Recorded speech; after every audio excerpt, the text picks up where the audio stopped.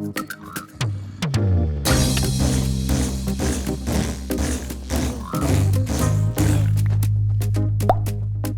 guys, welcome back to the Timber Forge, and in today's Let's Code we'll be making a taser that stuns and disarms its targets. As always, the methods in this video are rarely the best or only way to do something, so make sure to experiment and mess around with making your own data packs.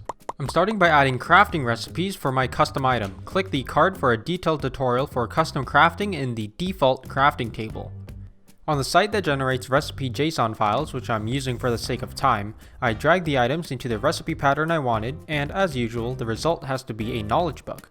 I copied the recipe, went back to my data pack, created a JSON file for the recipe called taser.json in a recipes folder, and then I pasted in the text from the website. I repeated this for the refill, because if you don't know, tasers need to get a new refill when they're shot. I put iron and then 2 strings for the wires attached to the prongs, and then lightning rods for the little prongs that shoot out. This website is pre 1.17 though, so there was no lightning rod. I just stuck stone in there instead. Then I pasted it into my pack and just manually replaced stone with lightning rods. When the player pulls out the knowledge book from the crafting table, we need to trigger an advancement specific to that crafting recipe so that we could run a give command for the custom item. I'm creating the advancement on Misode, which is another resource that you could Google or find through my website's useful tools page. I add a criteria which I'll just call unlock taser, and it needs to be of type recipe unlocked. Of course, the recipe is the one we added for the taser, which has this file path. tf_taser is just the namespace folder I happen to make for my data pack. We want the outcome to result in giving the player the uncrafted item, so we need to add a reward section which will run a function we will make. Now I'll quickly create that function and put a say command just to verify it works. Diamond, piston, redstone, iron, and boom, recipe works, and in chat you can see the function works. Now to make sure it works repeatedly, we need to revoke the recipe and advancement so it could be detected next time. And of course, we'll replace the book with the custom item, which for now will just be stone. Now before I test it, I first have to manually run our new function to revoke the recipe and advancement, which I have from testing it earlier. Now testing the new function, I could craft multiple times without any issue. Occasionally it can get a bit buggy by giving you extra books, but overall it works fine. Now I know that the taser stuff works, I'll just duplicate the advancement and give function for the refill. And of course it works fine.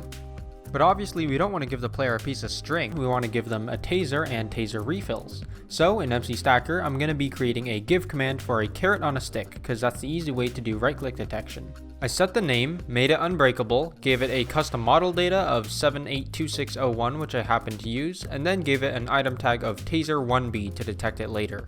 Then of course I copy pasted that command into the taser give function. So I equipped the pack I made, crafted the taser, and I think it looks great. Since it worked, I duplicated the give command for the refill, but changed the name, custom model data, and the item tag. I changed the item to a command block since those are completely useless to survival players, but they also stack. I also changed the color to white later on the command block because the text is purple by default. Let's get to the actual function of the taser. First, we need to detect clicks, so I'll add a scoreboard that detects if the player uses or clicks any carrot on a stick.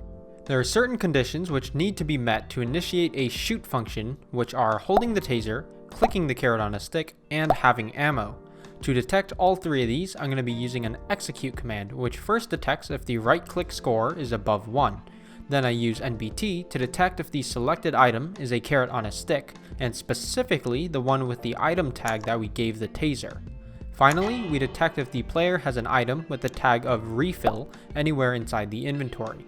Also, I need to make sure that the scoreboard for right clicking is constantly being reset, because not all right clicks will lead to a taser shot.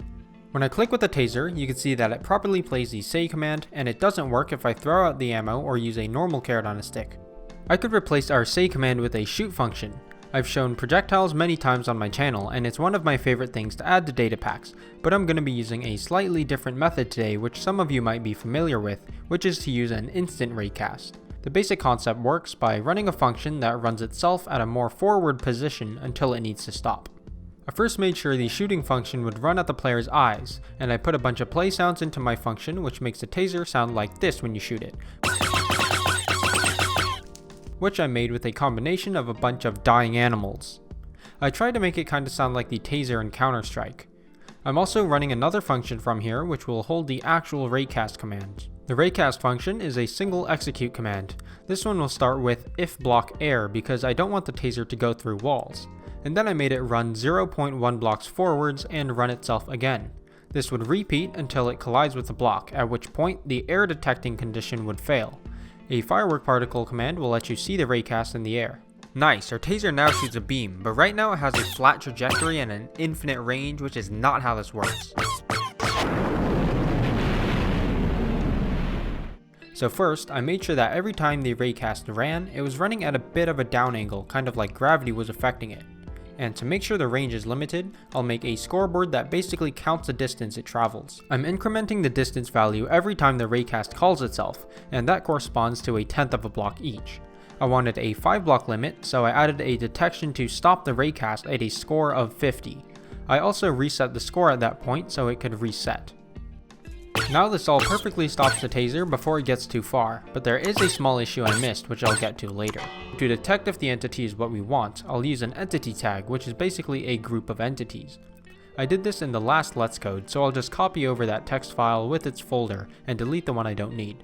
Go watch that video if you want a slightly longer explanation of those entity tags.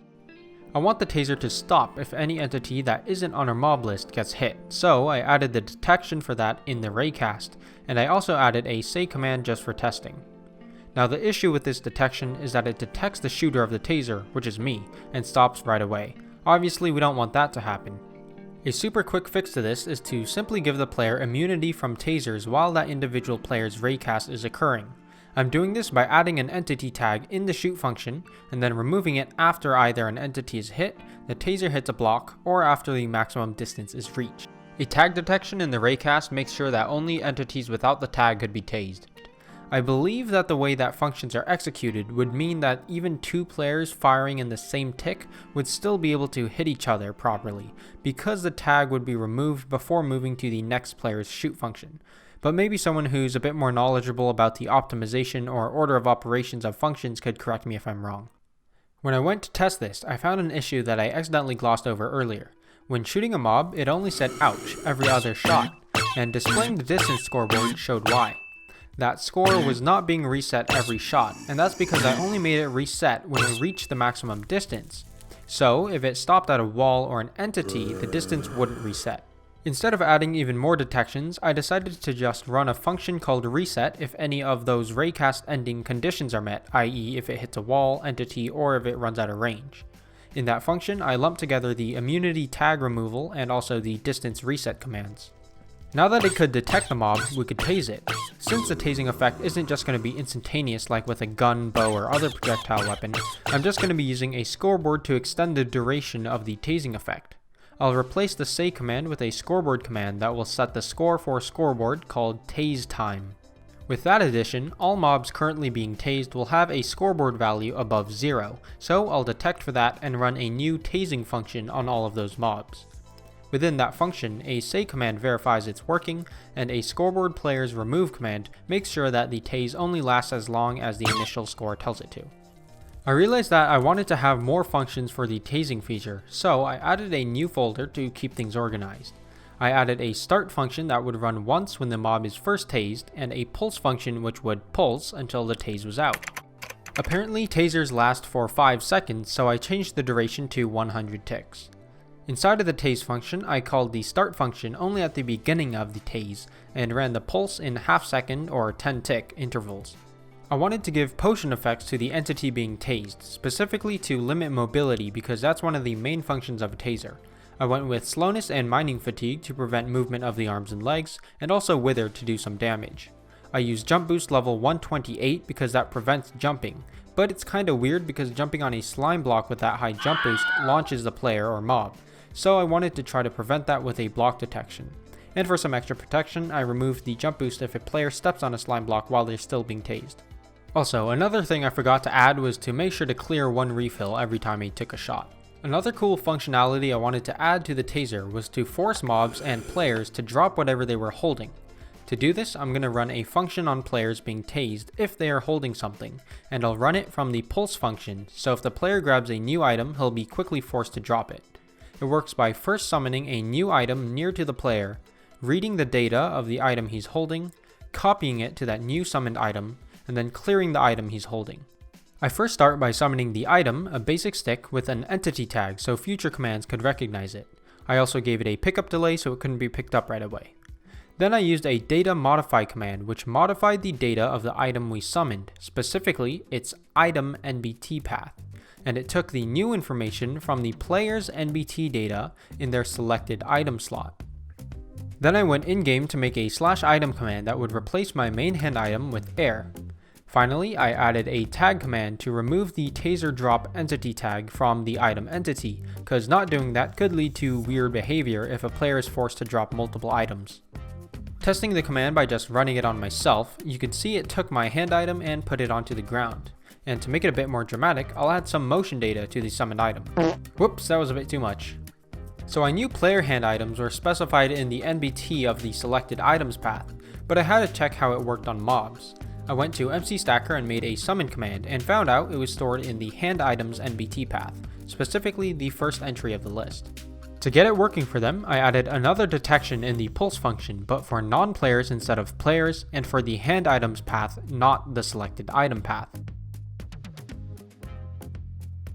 And inside of the drop function, instead of taking the selected item data, I took the first entry of the hand items list, which is at index 0.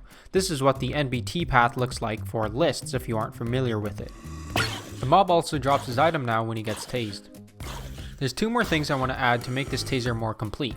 The first thing is to create the cartoon type of electrocution effect where the person glows and flashes repeatedly. I'll use the glowing effect for this and apply and remove it in the pulse function. I was too lazy to implement an alternating scoreboard or tag system, and it was a lot easier for me to just copy paste the scoreboard detections and apply or remove the glowing with that instead. I also added in some sounds and upped the wither level to 3 to match the pulses.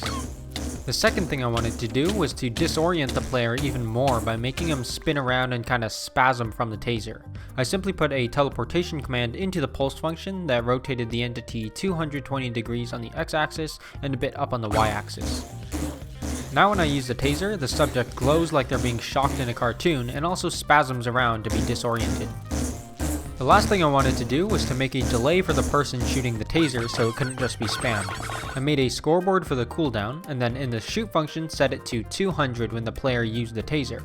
I made the score decrease for all players, and then included having a score of 0 for the cooldown as a requirement for shooting the taser.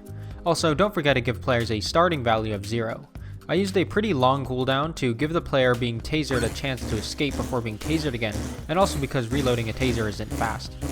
I hope you guys enjoyed this video. If you want to download this pack to mess around with it yourself, or if you want to dissect it a bit, the versions for 1.16 and 1.17 are going to be down in the description below. Hope you enjoyed it, and I hope you guys could like and subscribe if you did enjoy the video.